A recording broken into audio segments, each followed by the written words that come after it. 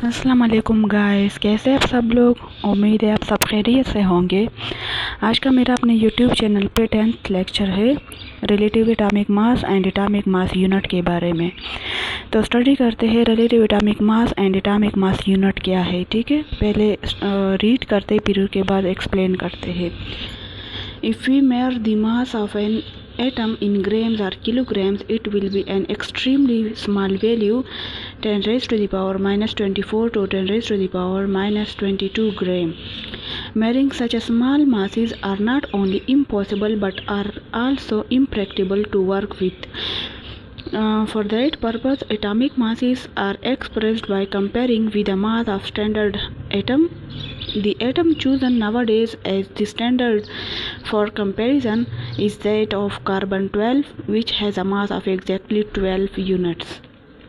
कहते हैं कि अगर हम लोग एक एलिमेंट के अंदर किसी भी एटम की मास कैलकुलेट करना चाहे तो उसकी वैल्यू हमारे पास ग्राम में या किलोग्राम में बहुत ही स्मॉल वैल्यू आती है, और ये प्रैक्टिकली बहुत ही डिफ़िकल्ट हो जाता है, क्योंकि हमारे पास क्या होता है एक मास की एक एटम की मास को कैलकुलेट करना बहुत ही मुश्किल हो जाता है, क्योंकि एक डॉट के अंदर हमारे पास क्या होते हैं, हमारे पास मिलियन एटम्स पाए जाते हैं। तो अगर एक डॉट के अंदर मिलियन एटम्स है तो उनमें से किसी एक एटम को सेलेक्ट करके उनके मास को कैसे कैलकुलेट किया जा सकता है ग्राम में और किलोग्राम में, क्योंकि ग्राम और किलोग्राम तो है वो तो बड़े यूनिट्स है ना, उनके लिए तो वो तो बड़े मास की वो तो बड़े मास को कैलकुलेट करने के लिए मेजर करने के लिए यूज़ करते हैं। तो यहाँ पे क्या है, हमारे पास कहते हैं कि किसी भी एलिमेंट के अंदर किसी भी एटम की जब हम लोग मास कैलकुलेट करते हैं तो उनके लिए हम एक स्टैंडर्ड एटम चूज़ करते हैं। और पहले क्या किया था इन्होंने हाइड्रोजन को चूज़ किया था एज अ स्टैंडर्ड एलिमेंट। ठीक है, फिर इनके साथ बाकी एलिमेंट्स के एटम को कंपेयर करके इनका मवाजना किया जाता था कि अब फला एलिमेंट के एटम का कितना मास होगा। लेकिन ये जो था हाइड्रोजन का जो था ये रिजेक्ट किया गया, क्योंकि हाइड्रोजन क्या था, हमारे पास फ्लेमेबल था, और दूसरी बात क्या कि ये हमारे पास गैसियस फॉर्म में एग्जिस्ट कर रहा था। इसके बाद फिर क्या हुआ, कार्बन को सेलेक्ट किया गया एज अ स्टैंडर्ड एलिमेंट। अब हम लोग जानते हैं कि हमारे पास क्या होता है, हमारे पास अगर हम लोग कार्बन के एटम को उठाए और इसके हम लोग क्या बनाए, हम लोग इनके 12 पार्ट्स बनाए। इस तरह से अगर इधर देख ले हम लोग इस तरह से 1 2 3 4 5 और 5, ये तो फिर इस तरह से ज़्यादा हो जाते हैं। इधर अगर हम लोग इस तरह से बना ली, बिल्कुल कार्बन के हम लोगों ने क्या करने हैं, 12 पार्ट्स बनाने हैं इस तरह से 1 2 3 4 5 एंड 6।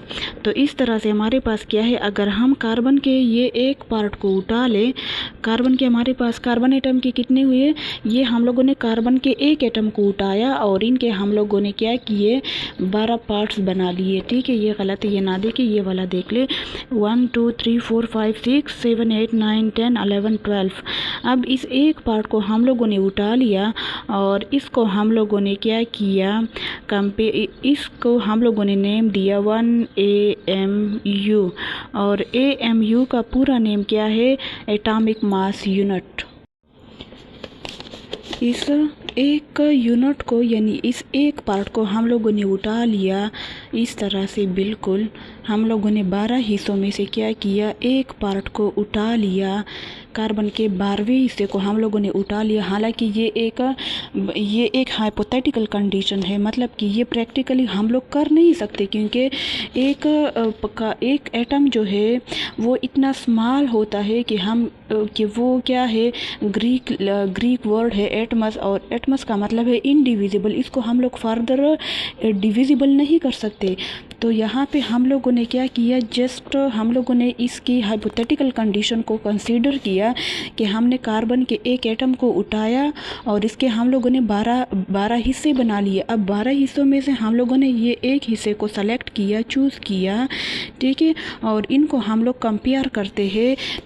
क्यों कंपेयर करते हैं, रिलेटिव करते हैं, ताकि हमें किसी दूसरे एलिमेंट के एटम के मास के बारे में पता चल सके कि दूसरे एलिमेंट के जो मास है उनकी कितने केमियत है, कितना मास है उसका। ठीक है, अब फॉर एग्ज़ाम्पल हमारे पास क्या होता है, इस तरह से अगर हम लोग कंपेयर करना चाहे या मेयर करना चाहे, हमारे पास इस तरह से एक साइड पे हम लोग लेते हैं AMU और दूसरे साइड में हम लोग कोई भी एलिमेंट उठा लेते, इधर रख लेते हैं। ठीक है, तो क्या कर देते हैं, हमारे पास ये एक AMU और इधर हम लोगों ने हाइड्रोजन लिया। ठीक है ना, तो हाइड्रोजन के हमारे पास मास कितना होता है, एटॉमिक मास कितना होता है, 1 होता है ना, इसमें सिर्फ और सिर्फ एक प्रोटॉन होता है। तो इधर हम लोगों ने कितने AMU डालने होंगे, 1। अब अगर हम लोग किसी दूसरे एलिमेंट की मास को मेयर करना चाहे, कोई भी एलिमेंट है, ठीक है, अब यहाँ पे क्या है हमारे पास, इधर हम लोगों ने AMU रखने हैं और इधर हम लोगों ने कोई भी एलिमेंट रखना है, और वो एलिमेंट हमारे पास क्या है, हीलियम है। तो हीलियम के केस में हम लोगों ने एक AMU के बजाय हम लोगों ने 4 AMU लेने होंगे। फिर हमें पता चलेगा कि हमारे पास हीलियम का एटॉमिक मास कितना है, 4 है। ठीक है, तो इस तरह से अगर हम कोई और एलिमेंट उठाए, जैसे कि ऑक्सीजन है, तो ऑक्सीजन का क्या है, हमारे पास एटॉमिक मास 16 है। ठीक है, अब हम लोगों ने इधर कितने लेने होंगे, AMU 16 लेने होंगे। एक पलड़े में 16 AMU और एक पलड़े में हम लोगों ने एलिमेंट लिया हुआ है, कौन सा एलिमेंट, ऑक्सीजन, और ऑक्सीजन का हम लोगों ने एक एटम इधर रखा हुआ है। ठीक है ना, तो इधर हम लोगों ने AMU डालने होंगे जब तक ये दोनों इक्वल ना हो जाए। ठीक है, तो ये 16 AMU जब हम लोग डाल लेते हैं तो 16 AMU पे ये दोनों बैलेंस हो जाते हैं, बराबर हो जाते हैं दोनों पलड़े, और हमें पता चल जाता है कि हमारे पास जो है मास कितना है, relative atomic mass of oxygen कितना है, 16 है। इस तरह हम हर कोई एलिमेंट के एटम के रिलेटिव एटॉमिक मास को इस तरीके से कैलकुलेट कर सकते हैं। इस तरह से हमारे पास किसी भी एलिमेंट के एटम की मास मालूम हो जाती है, मेयर हो जाती है। अब यहाँ पे एक और इम्पॉर्टेंट पॉइंट है कि हम लोग जो है हम लोगों ने इतने सारे एलिमेंट्स में से कार्बन को क्यों सेलेक्ट किया, क्योंकि हम लोग आगे 10 में पढ़ेंगे, क्लास 10th में पढ़ेंगे कि कार्बन जो है वो क्या है, मेन कॉन्स्टिट्यूएंट है ऑफ ऑर्गेनिक कंपाउंड्स के। तो हमारे पास दुनिया में जितने भी यानी कि बहुत ज़्यादा ऐसे कंपाउंड है, बहुत ज़्यादा ऐसे सब्सटेंस है, बहुत ज़्यादा ऐसे कंपाउंड्स है जिसमें कार्बन यूज़ होता है। ठीक है, तो इस वजह से हम लोगों ने क्या किया, इसके ज़्यादा इस्तेमालात होने की वजह से हम लोगों ने कार्बन को as a standard element select किया, चूज़ किया। दूसरी बात, यहाँ पे हमारे पास कार्बन के आइसोटोप्स पाए जाते हैं, कार्बन 12, कार्बन 13 और कार्बन 14। तो चूँकि हम लोगों ने इधर कार्बन 12 को क्यों सेलेक्ट किया, चूज़ किया, इसलिए क्योंकि कार्बन 12 वाला आइसोटोप जो है वो ज़्यादा एबंडेंस में पाया जाता है एज़ कम्पेयर टू कार्बन 13 और कार्बन 14 के। तो इसके ज़्यादा एबंडेंस होने की वजह से, और दूसरी बात ये ज़्यादा स्टेबल है एज़ कम्पेयर टू कार्बन 13 और कार्बन 14 के। तो ज़्यादा स्टेबल होने की वजह से और ज़्यादा नेचर में ज़्यादा एबंडेंस में मौजूद होने की वजह से हम लोगों ने कार्बन के एलिमेंट कार्बन 12 के आइसोटोप को ही सेलेक्ट किया।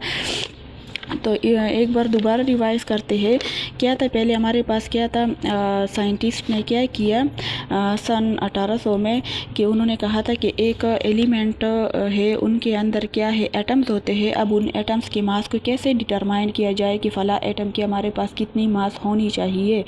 तो ये एक इम्पॉसिबल प्रोसेस है और बल्कि ये एक इम्प्रैक्टिकल है, लेकिन हम लोग जस्ट हाइपोथेटिकल कंडीशन कंसीडर करते हैं और कार्बन के एटम की 12 हिस्से बना लेते हैं। 12 पार्ट्स बनाने के बाद क्या कर देते हैं, हम लोग उनमें से एक पार्ट को उठा लेते हैं और उनको हम लोग नेम देते हैं AMU, एटॉमिक मास यूनिट। इसका फुल नेम है एटॉमिक मास यूनिट। ठीक है, अब हम लोग एक पलड़े में क्या रखते हैं, इसमें हम लोग AMU को रखते हैं और दूसरे में कोई भी एलिमेंट रखते हैं।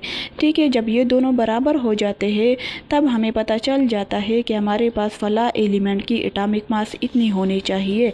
इसको हम रिलेटिव एटॉमिक मास क्यों कहते हैं, रिलेटिव एटॉमिक मास।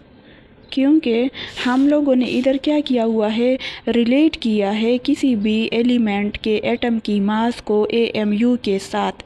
ठीक है, तो यहाँ पे इसका हम लोग रिलेशन बता रहे हैं, किसी भी एलिमेंट के एटम की मास की रिलेशन बता रहे हैं AMU के साथ, और इस बेस पे इसको हम लोग कहते हैं relative atomic mass of any atom in any element. ठीक है, तो इस तरह से हम लोग किसी भी एलिमेंट के एटम की मास को कैलकुलेट कर सकते हैं। इसके लिए पहले किसको सेलेक्ट किया था, हाइड्रोजन को एज अ स्टैंडर्ड एलिमेंट, लेकिन बाद में इसको स्विच किया और हम लोग जो है यानी कि मिक्स्ड जो थे कार्बन की तरफ चले गए। इसको क्यों ऑफ कर दिया, क्योंकि ये क्या था, इनफ्लेमेबल था। दूसरा रीज़न क्या था, क्योंकि ये एक तो इनफ्लेमेबल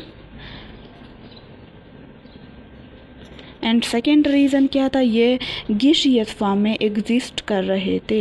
तो हाइड्रोजन को इन्होंने क्या किया, स्विच किया और कार्बन को चूज़ कर दिया एज अ स्टैंडर्ड एलिमेंट।